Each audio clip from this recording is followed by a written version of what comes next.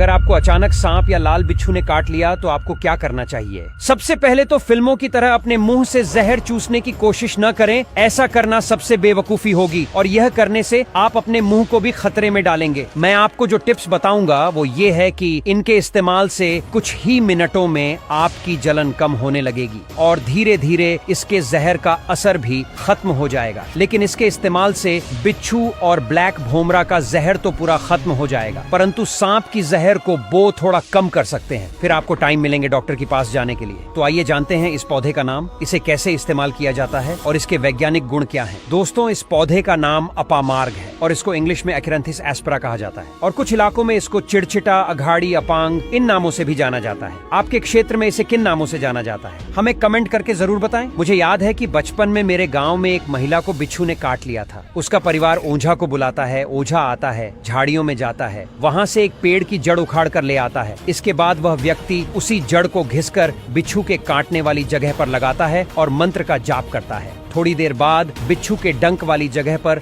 दर्द काफी हद तक कम हो गया था। अब मुझे पता चला कि बाबा के मंत्र में कोई चमत्कार नहीं है, सारे चमत्कार अपामार्ग की जड़ पर आधारित हैं, क्योंकि इसकी जड्डी DH में लिडोकेन नमक एक केमिकल पाए जाते हैं जो अभी के टाइम का साइंस लोकल एनेस्थीसिया में इस्तेमाल करते हैं। आइए अब जानते हैं कि इस जड़ का उपयोग किन किन बीमारियों में इस्तेमाल किया जाता है। इसकी सूखी पत्तियां अमेरिका, लंदन जैसे विदेशों में बहुत महंगे दामों पर बिकती हैं, जबकि यह पौधा हमारे आसपास होता है और हम इसका उपयोग नहीं करते। इसके औषधीय गुणों का विवरण हमें अथर्ववेद में भी मिलता है, जहां इसे खांसी, स्किन की खुजली, पेट के रोग, जहर की नाशक आदि बताया गया है। पुराने समय में कई गांवों में जब किसी को दांत में दर्द या मुंह में छाले हो जाते थे तो वे इसकी टहनियों को चबाते थे, जिसके इस्तेमाल से दांत दर्द या मुंह के छालों में काफी राहत देखने को मिलती थी। इसके अलावा अगर आपके दांतों में दर्द हो रहा है तो इसके पत्तों का रस निकालकर उसमें रुई डुबोकर अपने दांतों के बीच दबाएं। देखना, दांत का दर्द मिनटों में छूमंतर हो जाएगा। अगर आपके दांतों में कीड़े लगे हुए हैं तो वो कीड़े मर जाएंगे। अगर आपके मुंह में छाले हो जाते हैं तो इसके पत्तों का काढ़ा बनाकर उससे गरारे करें, आपको माउथ अल्सर से भी राहत मिलेगी। अगर किसी को फोड़े, फूंसी या किसी भी तरह की स्किन बीमारी है तो आप यहाँ इसकी पत्तियों के रस को पीसकर लगा सकते हैं। आपको बहुत ही आसानी से फायदा देखने को मिलेगा। बच्चों को खेलते समय चोट लगने की स्थिति में भी इसमें एंटीसेप्टिक गुण होते हैं। इसकी पत्तियों का रस चोट वाली जगह पर और कटे हुए स्थान पर लगाएं। आपके बच्चों के घाव बहुत जल्दी भर जाएंगे। अब आइए जानते हैं कि अगर आपको सांप, बिच्छू या कोई कीड़ा काट ले तो इसका इस्तेमाल कैसे करें। अगर आपको सांप, बिच्छू, ततैया, जहरीला कोई भी कीड़ा काट ले, आप घबराएं नहीं, शांति बनाए रखें और इसको जानिए ये है इनका तोड़। तो दोस्तों, आपको क्या करना है? आपको अपमार्ग का उपयोग करना है। इसके पत्तों का रस लगाना है जहाँ पर आपको इस कीड़े ने काटा हो। लेकिन ध्यान रहे, इस नुस्खे से बिच्छू के जहर को या कुछ भी छोटे मोटे कीड़े की पॉइजन को तो उसी टाइम खत्म किया जा सकते हैं। लेकिन यह सांप के जहर को पूरी तरह से खत्म नहीं कर पाएगा, लेकिन यह आपके जहर के असर को जरूर कम कर देगा और आप उस समय में डॉक्टर के पास जा सकते हैं, जिससे आपकी जान बच सकती है।